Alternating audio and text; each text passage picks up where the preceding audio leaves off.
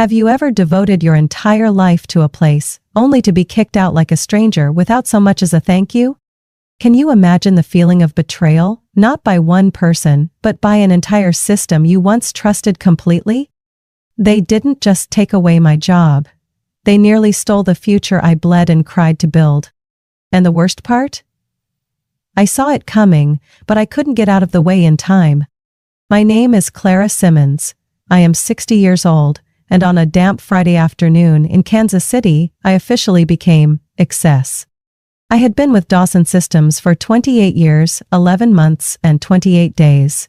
Just 2 more days, and my full retirement package, worth nearly $500,000, would have kicked in, the final reward for nearly 3 decades of steady dedication.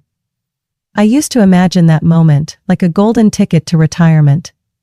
I had plans to move closer to my daughter in Oregon, buy a small lakeside cabin, grow tomatoes, and live out the rest of my days in peace.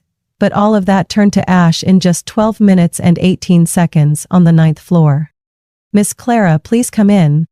I had never heard the executive assistant's voice sound so hollow. Every nerve in my body screamed a warning as I stepped into the room. I had never been summoned to the executive office on a Friday afternoon, especially not with him staring fixedly at the light brown envelope on the desk, instead of looking me in the eye. Brent Holloway, the new CEO, 8 months into his role, infamous for his nickname the Streamliner, the man who slashed over 60 positions in his first quarter. I had never worked with him directly, but what I knew was enough to make me wary. "Clara, how long have you worked here again?" His voice was light, like he was asking whether I preferred tea or coffee. 28 years, 11 months, 28 days, I replied without hesitation. I knew that number like the back of my hand. Every day, every night, every long year I gave to this company, I remembered clearly. Brent nodded slightly, then sighed, like he was mourning something, but I knew it was all an act. "Very impressive," he said, then pushed the envelope toward me. "But unfortunately, due to budget restructuring, we are forced to downsize. And your position has been affected. The decision is effective immediately." The room seemed to tilt. I didn't react. I didn't scream, didn't slam the table, didn't beg. Instead, I looked him straight in the eye and asked, "What was the company's profit last quarter, Mr. Holloway?" He flinched slightly but kept a calm facade. "I don't think this is the right time to—" $6.7 million, I cut in. "And you're saying this is about the budget?" He shrugged. "Clara, this decision came from above. My hands are tied. This is the severance package. 3 months' salary, on the condition that you sign the waiver by 5 p.m. tomorrow." I took the envelope but didn't open it. My hands were ice cold. In my mind, one number kept repeating. 2 days. Just 2 more days, and the retirement fund I'd waited my whole life for would have been mine. But they weren't going to give me that chance. They knew and they planned for this. "Thank you for the opportunity," I said, my voice so calm it surprised even me. Brent looked up, clearly surprised that I wasn't making a scene. But he had forgotten one thing. I was the one who had uncovered more than 40 internal violations during my 20-plus years as a compliance officer. I could read shady moves by the way someone breathed. And this time, their game was painfully obvious. I left the office like a quiet wind. No tears, no looking back. But inside me, a fire had begun to burn. I didn't yet know what I would do next, but I knew one thing for certain. They picked the wrong person to cast aside. I didn't sign. I didn't open the envelope. Didn't ask questions. Didn't beg for a last chance. I just stood up, smiled just enough to make Brent Holloway shudder, and walked out of that polished, hollow office with the only thing they couldn't take from me. My dignity. By the time I stepped out of Dawson Systems, the rain had started to fall hard. I didn't rush to open my umbrella.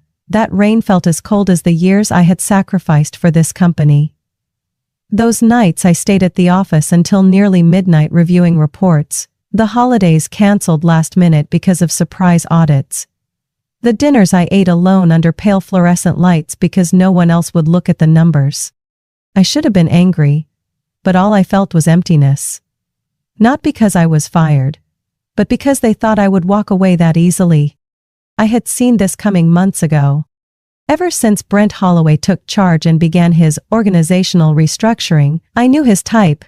Clean-cut, charming with a voice like sugar, but hands stained with dirt. He didn't cut jobs to save money. He cut for the numbers on the profit sheet. Every name crossed off was a plus mark on his performance record with the board of directors. I wasn't just the next name, I was an obstacle. Because I knew too much. Because I had been secretly collecting evidence for 4 years.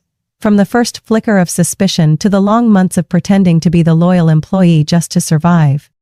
I got home just as the rain stopped. My small apartment in the northern suburbs of Kansas City was silent. I brewed a pot of black tea, pulled out the key to a gray filing cabinet pressed against the wall. Behind the row of file clips was a small metal box with 3 locks. I called it my survival box. Inside were copies of altered financial reports, internal emails ordering backdated contracts, memos with falsified data, and an external hard drive containing the full archive of accounting files since the year 2020.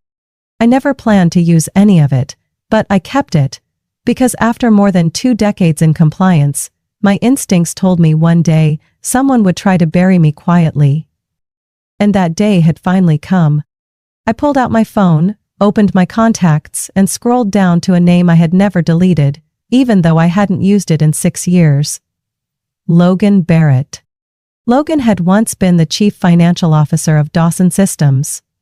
He left quietly in the year 2017, right after a shady merger I never believed was clean. We had never been close, but Logan had always respected me. One of the few who treated me as a real colleague, not just that cranky audit lady. Now he was working for the Securities and Exchange Commission, SEC. I made the call. My heartbeat was steady and clear. When he picked up, his voice was deep, just like I remembered. "Clara, is that really you?" "Hi Logan, it's been a while," I replied, keeping my voice steady. "I think it's time we had a serious conversation." He was silent for a few seconds, then said, "Go on." I gave a brief summary of what happened. The termination, the timing, and Brent's phony excuse. Then I told him about the documents I had. About 4 years of data that could bring down the entire executive tier at Dawson Systems. Not a single interruption, just a heavy silence on the other end. Then Logan asked, "Can you be in DC by Monday?" I nodded, though I knew he couldn't see it. "I'll be there, and I'm bringing everything." Before we hung up, he said something I'll never forget. "You know what, Clara? They picked the wrong person to silence." That night, I didn't sleep. I spent the entire night scanning every document, numbering them, organizing them chronologically. I wrote a detailed summary of the violations, along with annotations for every time I had issued an internal warning, all of which had been ignored or twisted. By dawn, I had printed out 3 identical sets of files. One for the SEC, one for my personal attorney, and one in case I needed to protect myself. When the first light of day slipped through the curtains, I stood up, poured a glass of water, and looked at myself in the mirror. I might have looked tired, but in my eyes, there was fire. Not the fire of anger, but the fire of a woman who knows she's doing the right thing and has nothing left to lose. The war had begun. I arrived in Washington, D.C. on Sunday evening, carrying an old silver-gray suitcase packed with documents that could dismantle an entire empire. I booked a small room at a hotel near the SEC headquarters, not for the amenities, but because I wanted to be close to the one place I could still trust: the law. On Monday morning, I wore my dark blue suit, the one I had always saved for special occasions, only this time, it wasn't for a boardroom meeting. It was for the biggest confrontation of my life. I reached the SEC building at 8:43 a.m. The air there held that invisible chill of power and regulation, the kind I had once stood beside, only to be hurt by its silence for many years. Logan Barrett was already waiting in the lobby.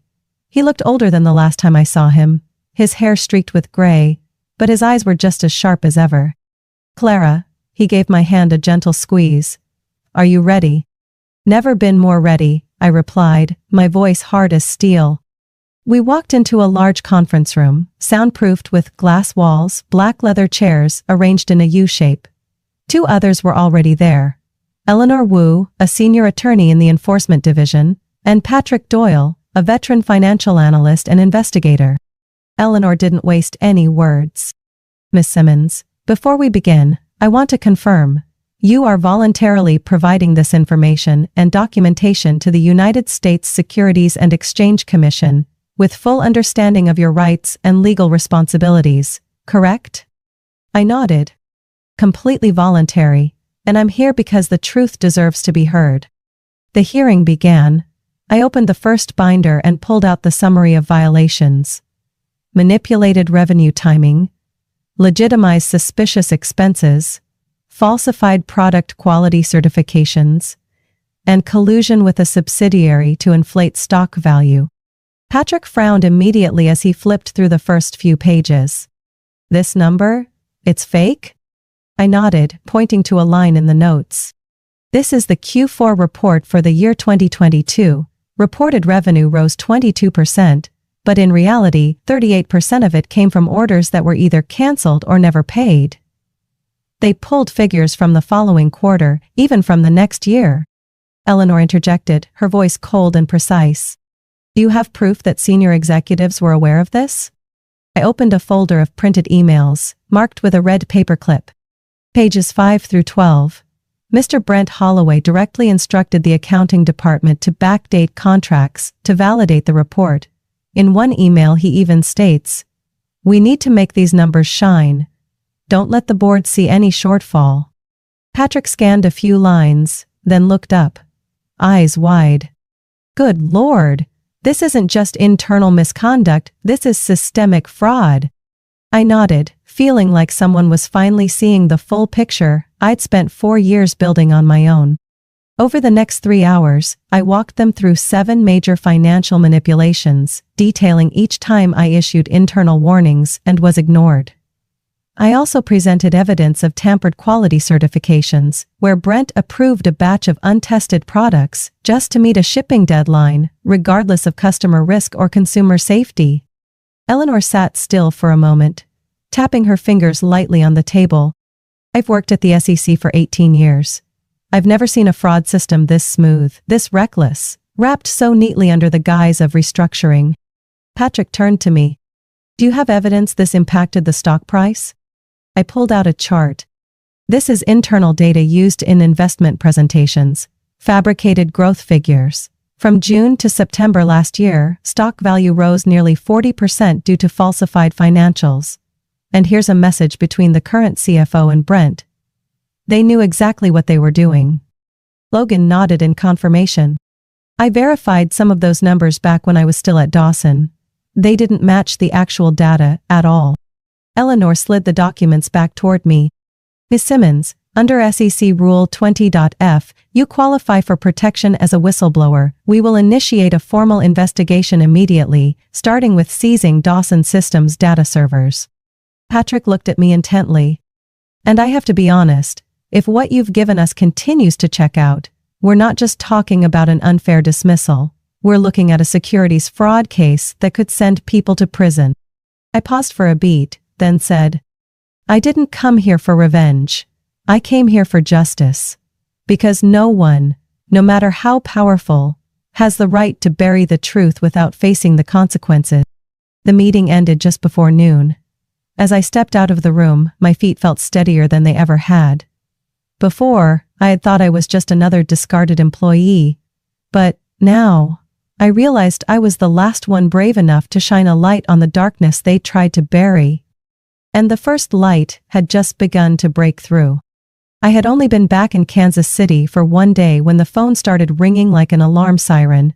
Not just one call, but non-stop. From early morning until late evening. As if all of Dawson Systems had lost control. The first name to appear was Linda Hayward, head of human resources. The woman who had been avoiding me for years, as if I were a living reminder of the ethics they didn't want to face. I didn't answer. Her voicemail came after 3 beeps. Clara, I hope you're carefully considering the severance offer. There's still time to resolve this quietly. Not an apology, not a single sign of remorse, just fear. And I knew why. 3 hours later, it was Brent Holloway's turn. I listened to his voice, rushed and cornered, on the recording. Clara, we understand there may have been a misunderstanding. Let's talk like former colleagues. I can come by if that's easier for you. But please, don't let this go too far. Go too far? I almost laughed. They wanted me to bury the truth to preserve their clean image? And now that the truth was clawing its way out of the mud, they said I was taking things too far? I stayed silent. And that silence was what drove them mad. That evening I was making tea when the doorbell rang. Through the small window beside the door, I saw a black sedan parked out front.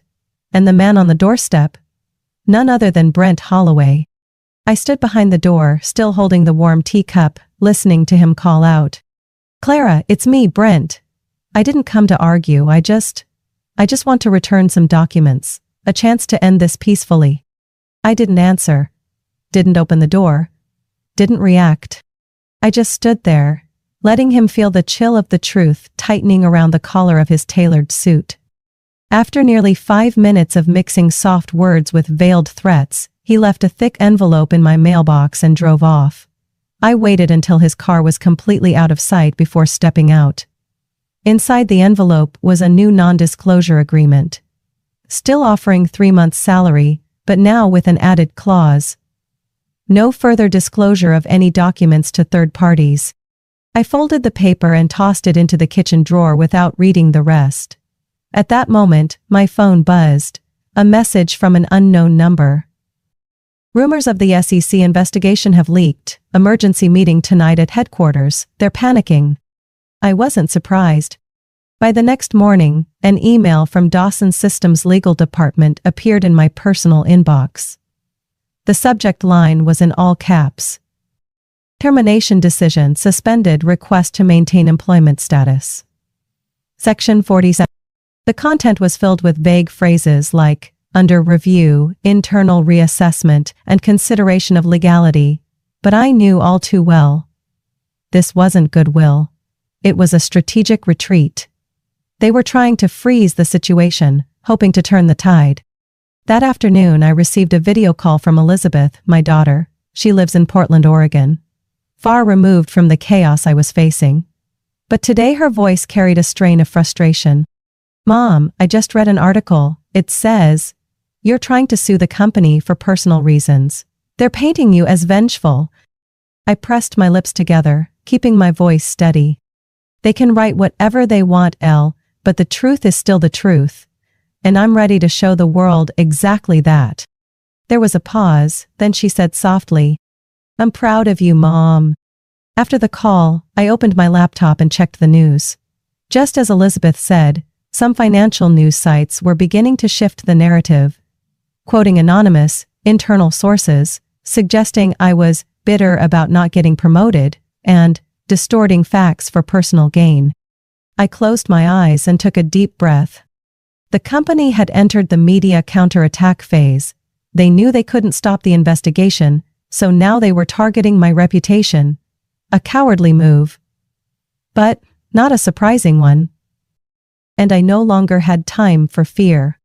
I opened the safe and pulled out a set of documents I hadn't submitted yet. Old emails from the previous CEO. Cryptic discussions about how to polish reports before shareholder meetings. Proof that the fraud scheme began long before Brent Holloway came on the scene. If they wanted to fight me with rumors, I would fight back with truth they couldn't deny. 3 days after I declined the non-disclosure agreement for the 3rd time, an official email from Dawson Systems was sent to my attorney. The subject line was simple. Invitation to emergency meeting with executive leadership. There was no apology, no acceptance of responsibility, just a cold, mandatory invitation, a final attempt to extinguish the flame they had lit themselves. But this time, I wasn't going alone. I arrived with my personal attorney, Miranda Ellis, a woman with more than 30 years of corporate legal experience, eyes sharp as a scalpel and a voice that could slice through any excuse. At 9 o'clock in the morning, we stepped into the conference room on the 16th floor. The same floor where, not long ago, I had been cast out like surplus. The glass doors clicked shut behind me with a dry snap, marking the start of a battle they no longer had control over. Seated at the long table were 3 board members, the company's legal counsel, and Brent Holloway, his face noticeably paler than the last time I had seen him. Charles Brenner, the chairman of the board, spoke first, his voice weak like he hadn't slept in days. "Ms. Simmons, thank you for coming. First, I want to express that we deeply regret the recent events. There may have been a misunderstanding in how the situation was handled." I tilted my head slightly, my lips curving into a cold smile. "The misunderstanding you speak of nearly robbed me of the retirement benefits I spent my entire life building." Brent sat motionless, eyes flicking toward me before quickly dropping to the folder in front of him. "People who've been exposed often do that." Miranda clasped her hands, leaning slightly forward. "Before we continue, my client needs confirmation. Has the termination of Ms. Clara Simmons been officially rescinded?" The company's legal counsel, a man in his 50s named Dean Morris, gave a stiff nod. "Yes. Ms. Simmons is now considered an employee with full reinstatement of all benefits, including salary, insurance, and, most importantly, her full seniority-based retirement package." I said nothing. I simply opened my briefcase, pulled out a thick folder, and placed it on the table. The sharp thud it made seemed to freeze the entire room. "What I've brought here is not for negotiation," I said slowly. "I'm not interested in a promise of goodwill, nor in a, 'we apologize for the inconvenience' letter. I'm here to make one thing clear. Every document I possess and have submitted to the SEC will be disclosed, accurately, completely, and without concealment." Dean cleared his throat, attempting to remain calm. "Ms. Simmons, perhaps we should consider a settlement approach. The company is prepared to—" Miranda raised her hand to cut him off. "No settlement will be discussed until the federal investigation is concluded." I looked directly at Charles Brenner, the same man who never once acknowledged me in the hallway, and enunciated each word. "I will speak the truth. Whether that saves or destroys Dawson's systems depends entirely on what you choose to do from this point forward." No one replied. They knew exactly what I had in my hands. After a tense silence, Charles took a deep breath and tried to shift his tone. "We genuinely value your professional integrity. Given your experience, Dawson would like to invite you back, but this time in a new role, Corporate Ethics Reform Advisor." I raised an eyebrow and responded slowly. "Reform?" After trying to silence me with hush money and pushing me out like a pawn past her turn. Brent finally spoke, his voice small and shaky. "Clara, I didn't think it would go this far."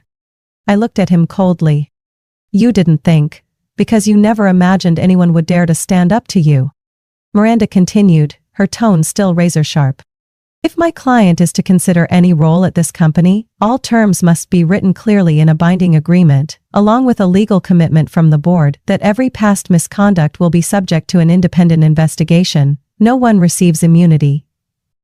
The room sank into suffocating silence. No one objected, because they knew they no longer had the power to bargain.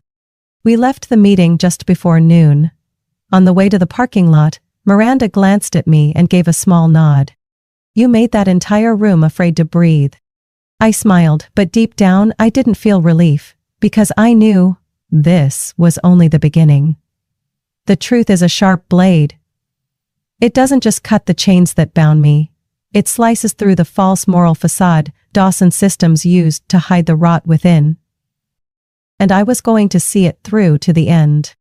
3 days after the meeting with the executive board, I woke up to a quiet morning and noticed my phone flashing non-stop like it was on fire.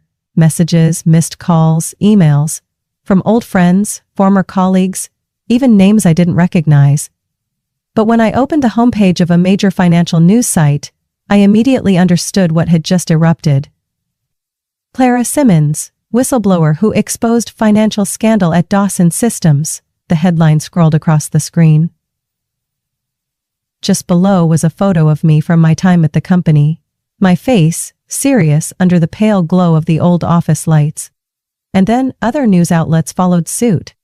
A 60-year-old woman with nearly 30 years of experience bravely comes forward to expose fraud at one of the Midwest's largest tech corporations. Dawson Systems faces federal investigation after veteran employee provides hundreds of pages of evidence. I sat still in front of the screen, not out of fear, but because the truth had finally broken through the invisible walls they once built to cage it. But just one day later, I realized Dawson would not go down quietly. It started with a leaked internal perspective article from a small publication. Brent Holloway appeared, his tone so sincere it made me sick.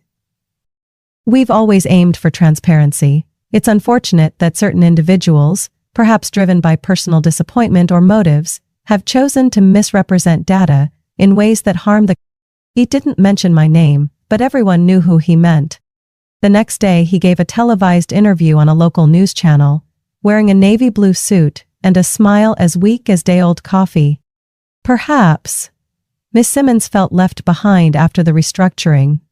"We can't rule out the possibility that this is an emotional response, lacking objectivity." He wanted to turn me into a bitter old woman. An employee hurt by being let go. A woman who couldn't accept being left behind. But he forgot the most important thing. I wasn't fighting alone anymore.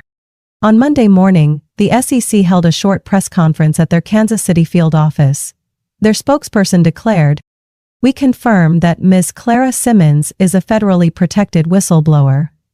All documents provided by her are under serious investigation. There is no indication that her actions were driven by personal motives." Immediately after, they released an official statement to major media outlets, demanding an end to the spread of unverified information and warning of legal consequences should further attempts to discredit the whistleblower continue. For the first time in days I exhaled, but I knew the real battlefield still lay ahead. That night, I opened the safe in my home. Inside was a set of documents I had never shared, not with the SEC, not with my attorney, not with anyone. It was evidence of misconduct dating back to the year 2015, when Dawson Systems' previous CEO, Harold Gilman, was still in charge. I had once discovered inflated expense reports used to create off-the-books travel funds. There were also emails between Harold and one of the current board members, discussing temporarily moving data to a subsidiary to avoid surprise audits. Back then, I kept it only out of unease. Now, it had become the weapon that would destroy their final line of defense. The excuse that all wrongdoing began with Brent Holloway. The next morning, I reached out directly to Eleanor Wu, the lead attorney on the SEC's investigative team. "I have additional documents, but this time, they go beyond Holloway.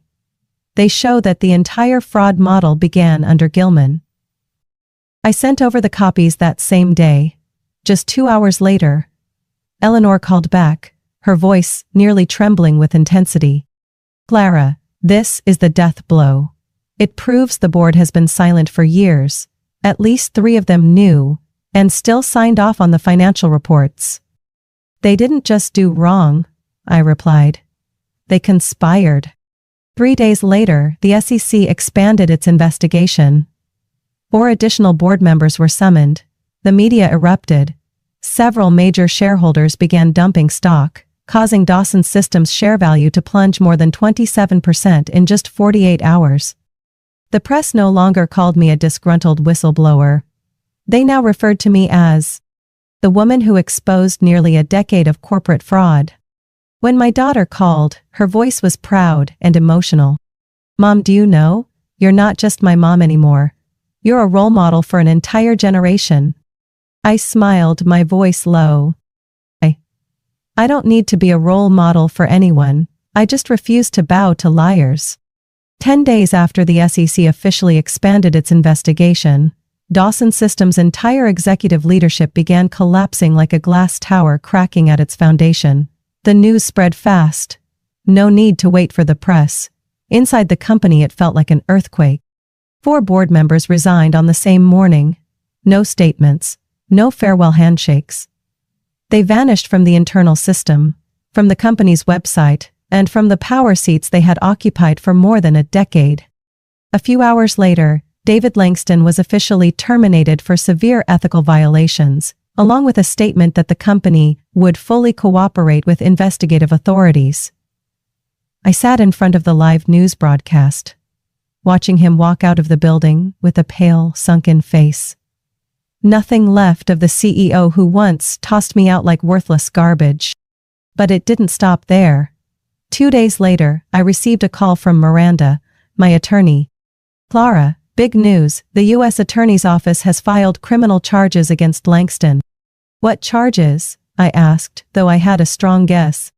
"Securities fraud, obstruction of a federal investigation, and abuse of power to manipulate financial reports for personal gain. He's facing up to 20 years in prison if convicted." I didn't feel joy. I didn't feel vindicated. I just felt something like balance being restored. Late, but finally, justice had spoken. 2 days after that, I was invited to the temporary headquarters of Dawson Systems for a private meeting. It was led by Patricia Lyle, the interim CEO, a woman who had served as COO for 8 years and had always kept her distance from shady decisions. The new office was empty. No fake honor plaques, no posters about core values they never followed. Patricia stood when I walked in and offered her hand.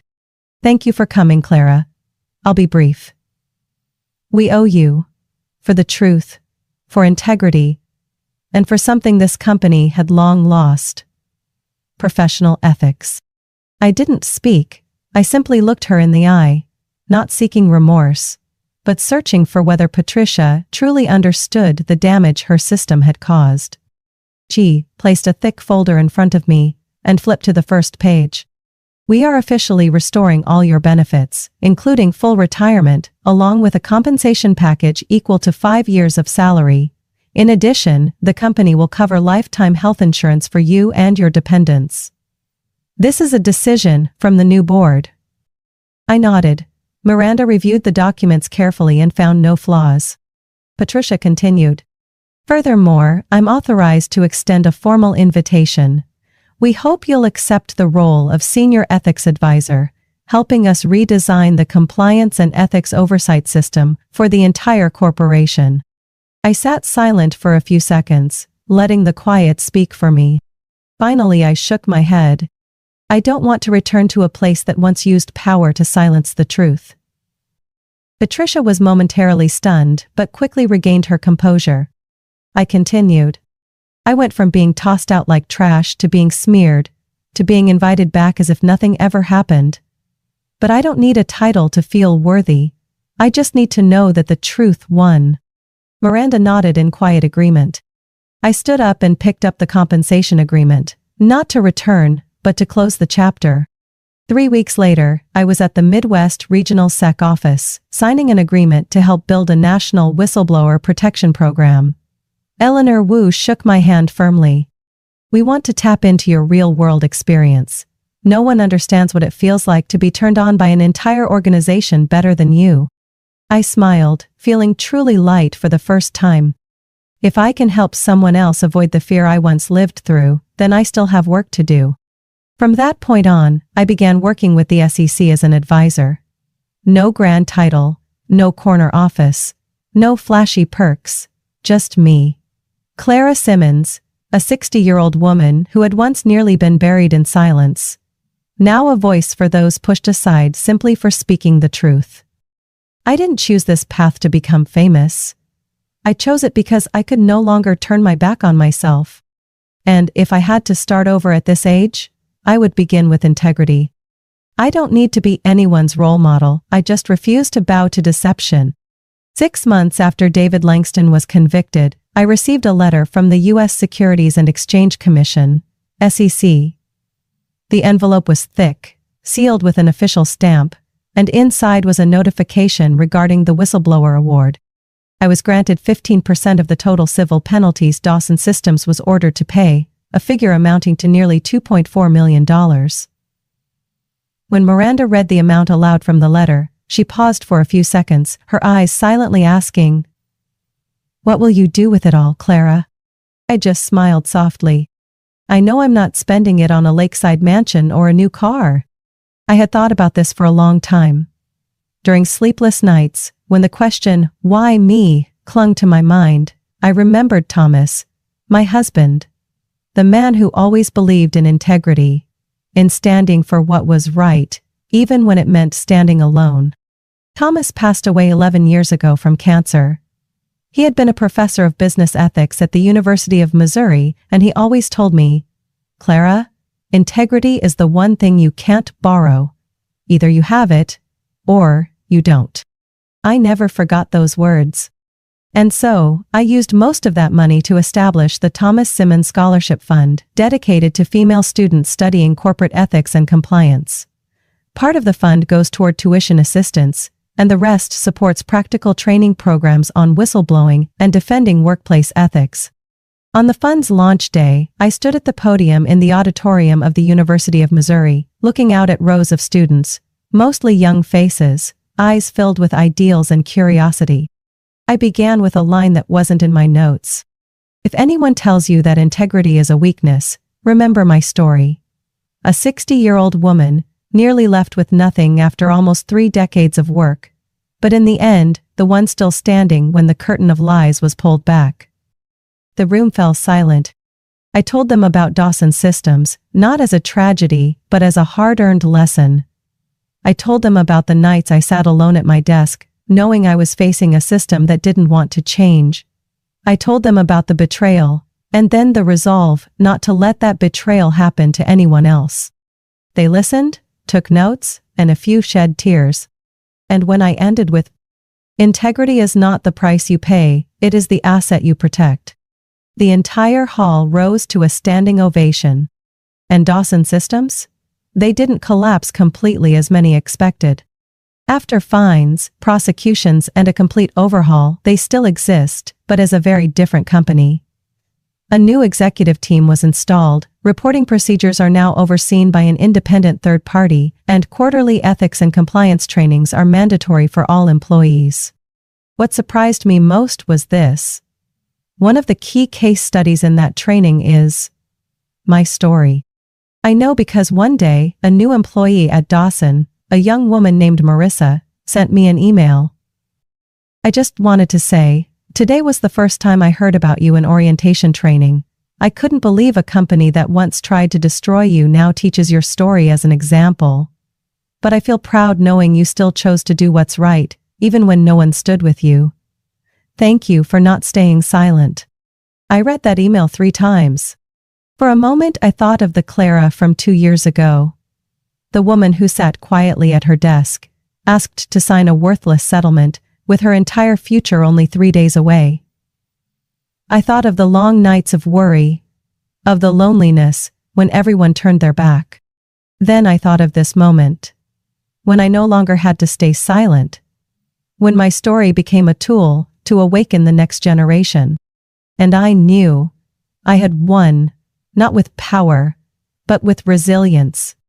Now, every week, I work out of a small SEC office on the University of Missouri campus, helping build new whistleblower protection policies. We design training programs, write practical guides, and listen to those being pushed into the shadows. Just like I once was. I don't need a title. I don't need a position. All I need to know is that my story is saving others from the fear of being forgotten, retaliated against, or silenced. And if someone asks me what remains after everything, I'll answer, a life unbowed, and a legacy no one can erase. Clara Simmons' story is a powerful reminder that integrity is not just a moral choice, it is true strength in a world built on deception. Fired just days before earning her retirement, she refused to stay silent and stood her ground with courage and undeniable evidence. In doing so, she not only restored her personal honor but also brought about systemic change. In real life, Clara reminds us, when you stand for the truth, you are never truly alone. What do you think about Clara's choice and her journey to justice? Share your thoughts in the comments below. Don't forget to follow the channel for more real-life stories about family, integrity, and courage.